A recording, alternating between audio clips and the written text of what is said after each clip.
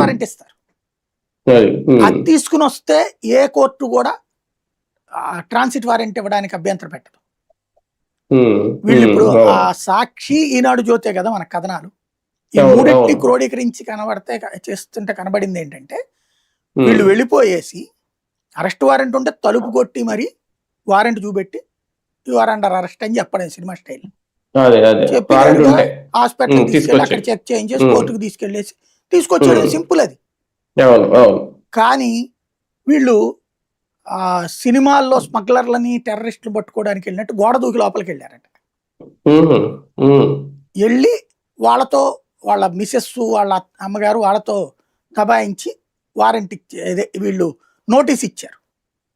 Notice ఎప్పుడు ఇస్తారు? First arrest అప్పుడు. అరెస్ట్ వారెంట్ ఉంటే నోటీస్ ఎందుకు? ఇంకా అరెస్ట్ వారెంట్ తీసుకెళ్ళాలి. రఘురామకృష్ణరాజు గారు ఇట్లా కంప్లైంట్ చేశారు ఈయన మీద కాబట్టి అరెస్ట్ చేస్తున్నాం అన్నారు. అది నువ్వు విచారించుకుని చెయ్యాలి తర్వాత. అందులో అంతకుముందు అతను కోర్టుకు వెళ్ళి ఉన్నాడు కాబట్టి.